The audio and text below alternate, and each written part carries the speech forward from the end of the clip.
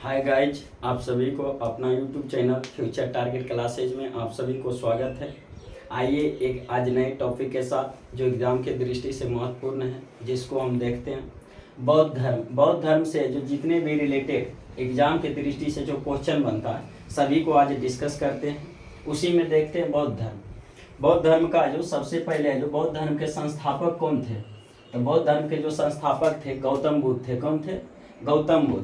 गौतम बुद्ध का जो जन्म है जो पूछ लेता है कभी कभी कि गौतम बुद्ध का जो जन्म है जो कब हुआ था।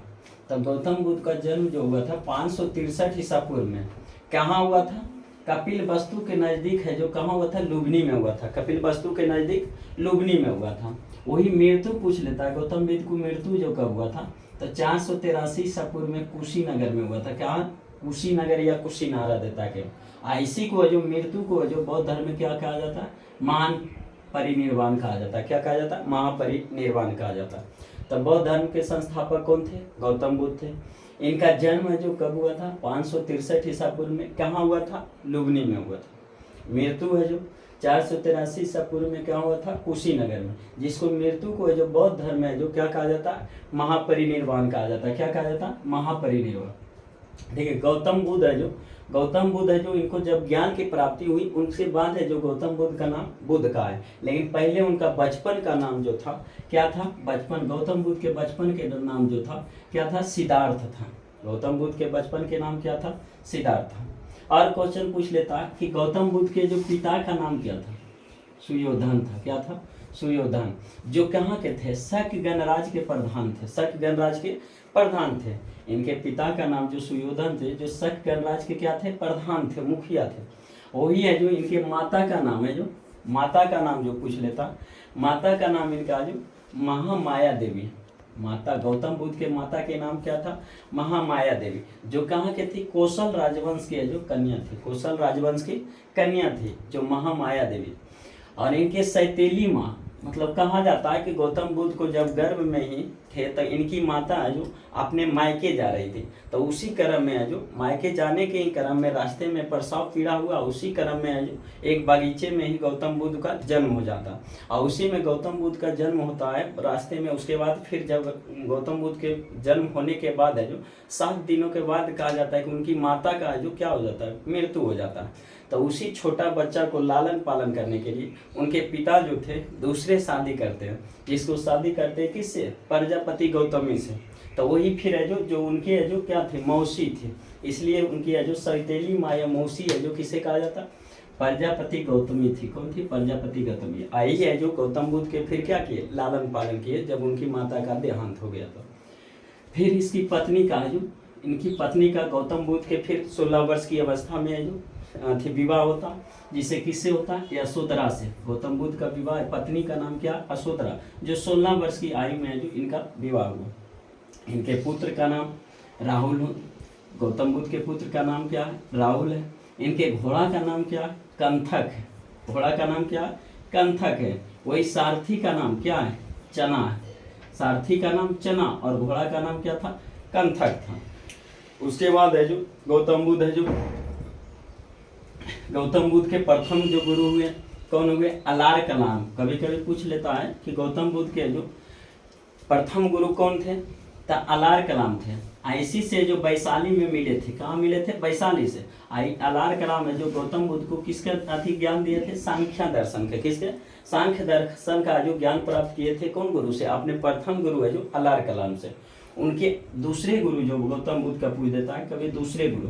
तो गौतम बुद्ध के दूसरे गुरु का नाम जो क्या था? रुद्रक रामपुत्र था। क्या था? रुद्रक रामपुत्र। जो क्या? राजगिरी में मिले थे। कहाँ? राजगिरी में जो दूसरी शिक्षा जो दूसरे गुरु है जो प्राप्त किए थे किसे? रुद्रक रामपुत्र से। रुद्रक रामपुत्र से। वही पूछ लेता है कभी कि प्रिय है जो गौतम बुद्ध के प्रिय जो शिष्य का नाम क्या था? तो आनंद था। क्या था? आनंद। प्रिय शिष्य है जो गौतम बुद्ध के प्रिय शिष्य का जो नाम था क्या था? आनंद था। उसके बाद है जो सिद्धार्थ ने जब कपिल वस्तु की है जो सैर पर निकले थे तो उसी क्रम में है जो उसने 4 गो दृश्य देखे थे। जिसमें पहला दृश्य क्या था? बूढ़ा व्यक्ति था। दूसरा व्यक्ति दृश्य जो था एक बीमार व्यक्ति था। तीसरा व्यक्ति जो था मृत व्यक्ति था यानी शव था। शव को देखे थे, लाश को। और चौथा जो एक व्यक्ति था एक सन्यासी को देखे। तो उन्हीं में चारों दृश्य देखने के बाद है जो गौतम बुद्ध ने निर्णय किया कि इस सभी तीनों दृश्य को जो त्यागने के लिए हमको क्या सन्यासी बनना, सबसे उचित समझे किसको, सन्यासी के। इसी कारण इन चारों दृश्य में जो सन्यासी को चुनकर जो लास्ट में अपना जो सांसारिक समस्याओं को से व्यथित होकर सिद्धार्थ ने 29 वर्ष की अवस्था में, कितनी वर्ष की, 29 वर्ष की अवस्था में जो फिर अवस्था में अपना क्या कर दिए, गृह त्याग दिए।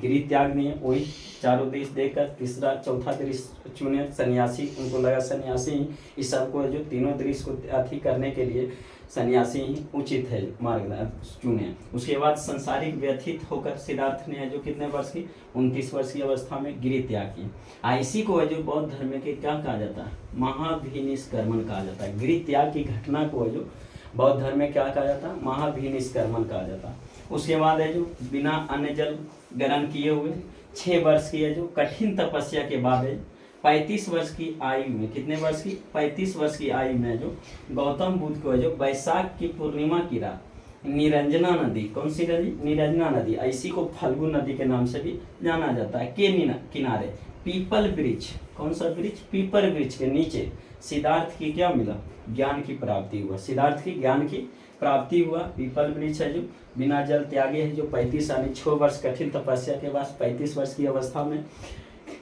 निरंजना नदी यानी फल्गु नदी के किनारे पीपल वृक्ष के नीचे ज्ञान की प्राप्ति हुई। रहने से ज्ञान प्राप्ति होने के बाद है जो सिद्धार्थ फिर किस नाम से, बुद्ध के नाम से जो प्रसिद्ध हुए। ज्ञान प्राप्ति के बाद सिद्धार्थ है जो किससे, बुद्ध नाम से क्या हुए, प्रचलित हुए, जाने गए। और जहाँ उनका ज्ञान की प्राप्ति हुआ था उस स्थान को क्या जाने लगा, बोध गया के नाम से प्रसिद्ध हो गया। तो जहाँ जो ज्ञान की प्राप्ति है जो गौतम बुद्ध को कहाँ मिला था, बोध गया में। किस वृक्ष के नीचे, पीपल वृक्ष के नीचे, निरंजना नदी यानी फल्गु नदी के तट पर है जो पीपल वृक्ष के नीचे है जो सिद्धार्थ ज्ञान की प्राप्ति हुआ। और ज्ञान प्राप्ति के बाद है जो सिद्धार्थ है जो किससे, बुद्ध के नाम से जो प्रसिद्ध हुआ। और उस जगह को जो क्या बोध गया कहा जाता है।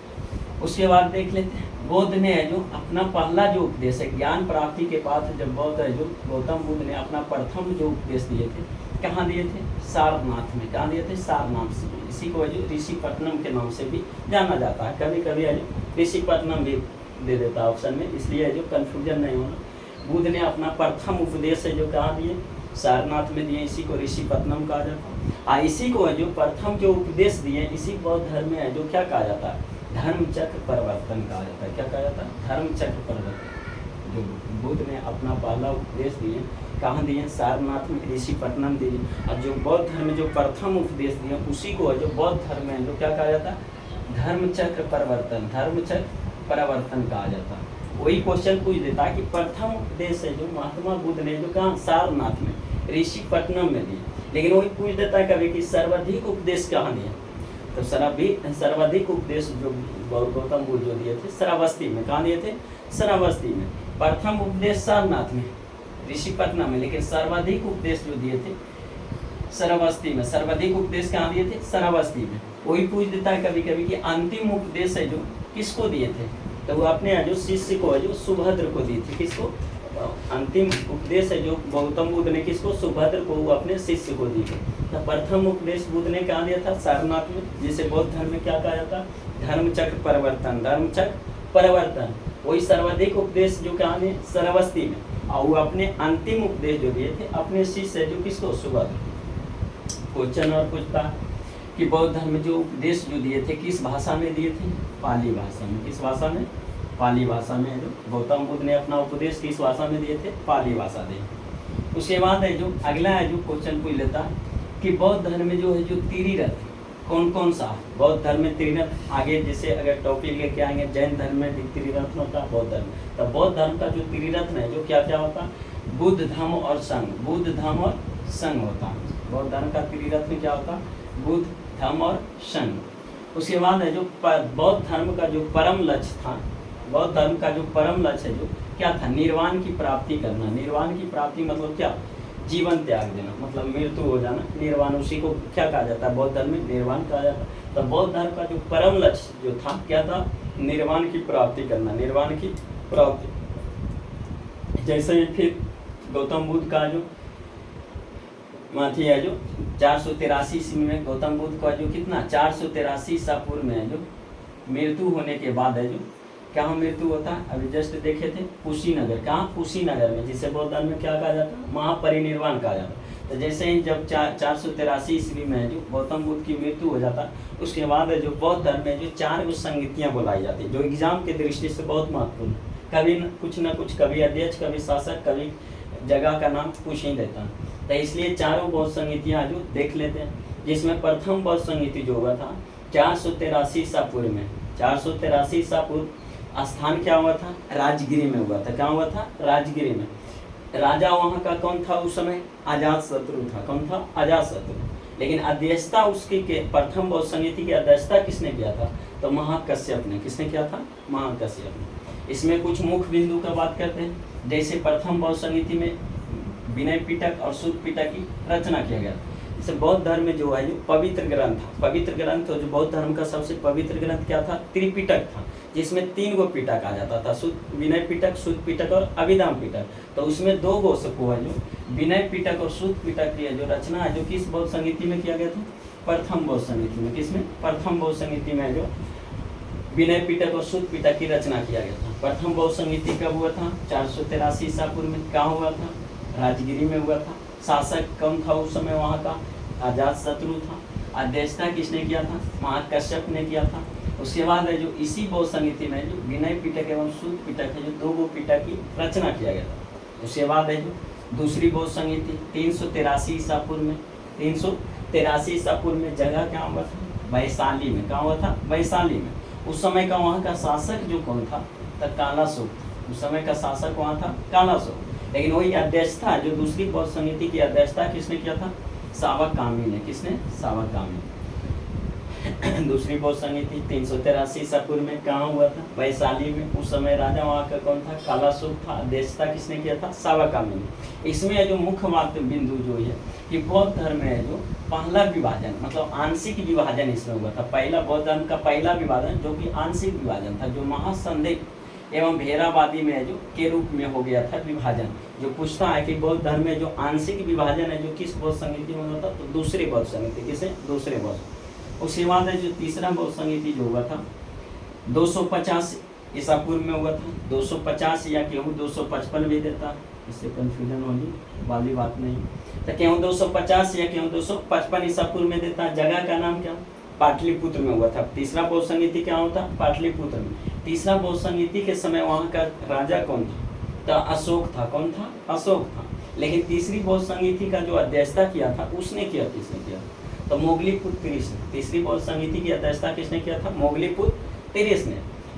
तीसरी बौद्ध संगति का मुख्य बात यह है कि बताए थे कि अभी जस्ट बताएं कि जैसे कि बौद्ध धर्म का जो पवित्र ग्रंथ क्या था, त्रिपिटक था, जिसमें विनय पिटक, सूत पिटक और अभिधम्म पिटक था। जिसमें 2 पिटक की रचना जो प्रथम बौद्ध संगति में 50 चुके हैं, जिसमें विनय पिटक और सूत पिटक की रचना किसमें, प्रथम बौद्ध संगति। वही त्रिपिटक जो तीसरा जो पिटक था, अभिधम्म पिटक, इसकी रचना जो किस बौद्ध संगति में, तीसरी बौद्ध संगति में। किसे, तीसरी बौद्ध संगति में हुआ था, जिसका जो रचना तीसरी बौद्ध संगति। उसके बाद जो एक लास्ट में बौद्ध संगति हुआ, चौथा बौद्ध संगति, जो 102 ईस्वी में, जो ईस्वी की प्रथम शताब्दी में है, जो कहाँ हुआ था, जगह थी कुंडलवन, जम्मू कश्मीर में। कुंडलवन, जम्मू कश्मीर। उस समय वहाँ का शासक जो कौन था, तो कुषाण वंश के जो सबसे प्रसिद्ध शासक कौन था, कनिष्क था। कौन, कनिष्क था। एक ऐसा एक बौद्ध संगति, चौथा बौद्ध संगति जो था, इसमें अध्यक्ष के अलावे जो उपाध्यक्ष भी चुना गया था। तो जिसमें अध्यक्ष किसे चुना गया था, वसुमित्र को। अध्यक्ष कौन था, वसुमित्र। और वही उपाध्यक्ष कौन था, अश्वघोष। उपाध्यक्ष कौन था, अश्वघोष। ऐसे में क्वेश्चन मुख्य बिंदु में इसमें पूछ लेता कि बौद्ध धर्म का जो पूर्ण विभाजन महायान और हीनायान में जो किस बौद्ध संगति में हुआ था, तो चतुर्थ बौद्ध संगति में। तो यहाँ से देखिए इसमें बौद्ध धर्म में जो पूर्ण विभाजन हो गया, जिसमें महायान और हीनायान। लेकिन बौद्ध धर्म का आंशिक विभाजन किसमें देखे, दूसरी बौद्ध संगति में, दूसरी बौद्ध संगति में। लेकिन बौद्ध धर्म का जो पूर्ण विभाजन चतुर्थ बौद्ध संगति, जिसमें महायान और हीनायान में हो गया। तो चारों बौद्ध संगति बराबर पूछता। प्रथम बौद्ध संगति 483 ईसा पूर्व में कहाँ हुआ था, राजगिरी में हुआ था। शासक कौन था वहाँ का, अजातशत्रु था। अध्यक्षता किसने किया था, महाकश्यप ने। इसी में जो विनय पिटक और सूत पिटक की रचना किया गया था। दूसरी बौद्ध संगति 383 ईसा पूर्व में, जगह का नाम वैशाली में हुआ था। शासक वहाँ का था कालाशोक। अध्यक्षता किया था सावकामी ने। इसमें मुख्य बात है कि बौद्ध धर्म में जो आंशिक विभाजन इसी में दूसरी बौद्ध संगति में हो गया था, जो संधि के एवं भेरावादी के रूप। तीसरी बहुसंगीति है जो 255 इस 250 या 255 ईसा पूर्व में, जगह का नाम क्या, पाटलिपुत्र। शासक कौन था, अशोक था। इसकी अध्यक्षता जो किसने किया था, मोगलीपुत्र त्रिश ने। इसमें मुख्य बात है कि अभिधाम पिटक, जो तीसरा जो पिटक बचा हुआ, अभिधाम पिटक की रचना किसमें, तीसरे बहुसंगीति के दौरान हुआ था।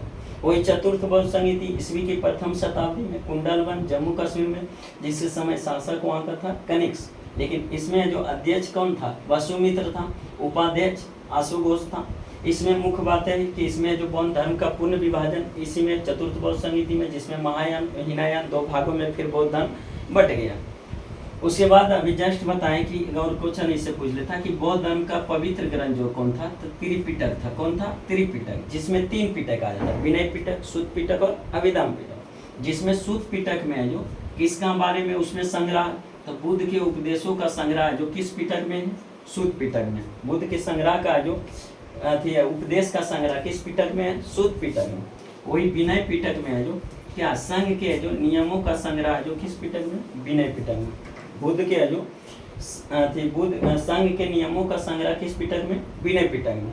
वही बुद्ध के दार्शनिक विचार का जो संग्रह जो किस पुस्तक में, अभिधाम पिटक में। तीनों पिटक, सुत्त पिटक, बुद्ध के उपदेश का संग्रह, विनय पिटक, संघ के नियमों का संग्रह, और तीसरा जो अभिधाम पिटक है जो इसमें बुद्ध के दार्शनिक विचार का। इसमें पूछ लेता है कि जैसे कि विनय सुत्त पिटक की जो रचना किसने किया था, कभी कभी पूछ देता हूँ। तो सुत्त पिटक की रचना किसने, आनंद ने किया था। किसने, आनंद ने। वही है जो विनय पिटक की रचना किसने किया था, तो उपाली ने। किसने, उपाली ने जो विनय पिटक की रचना। और वही अभिधाम पिटक की रचना जो तीसरी बहुसंगीति के जो अध्यक्षता किया था किसने, मोगलीपुत्र त्रिश ने किया था। मोगलीपुत्र त्रिश ने किया। तो तीनों, सुत्त पिटक की रचना किसने, आनंद ने। विनय पिटक की रचना किसने, उपाली ने।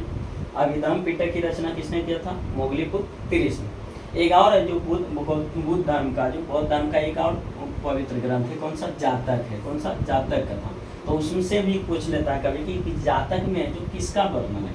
तो इसमें जातक में जो मिलता है, जो बुद्ध धर्म के जो पुनर्जन्म की जो कथा के बारे में जानकारी किससे मिलता है, जातक से मिलता है। जो कि जातक भी किस धर्म से, बौद्ध धर्म का पुस्तक है। उसके बाद है जो इसी के चौथी बहुसंगीति जो अशुघोष किया था, उपाध्यक्षता जो किया था, उपाध्यक्ष जो अशुघोष था, उसका पुस्तक है जो कभी कभी पूछ देता।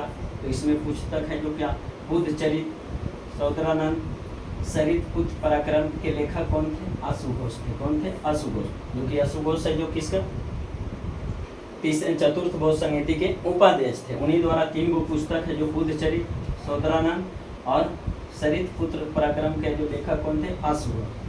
एक और था मिलिंद पनु, ये भी बौद्ध धर्म से संबंधित। मिलिंद पनु, इसके जो मिलिंद पनु के लेखक कौन थे, नागसेन थे। कौन थे, नागसेन। मिलिंद पनु की रचना किसने किया था, नागसेन ने। उसके बाद जो क्वेश्चन पूछ लेता है कि light of Asia, Mahatma Buddha को जो लाइट ऑफ एशिया किसे कहा जाता था, Mahatma Buddha. Light of Asia किसे कहा जाता, महात्मा बुद्ध को। लेकिन लाइट ऑफ एशिया जो महात्मा बुद्ध को किसने कहा था, तो किसने, एडविन आर्नल्ड ने किया था। किसने, एडविन आर्नल्ड ने किया था।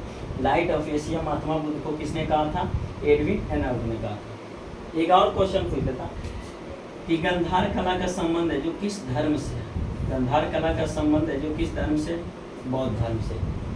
गंधार कला का संबंध है जो बौद्ध धर्म से।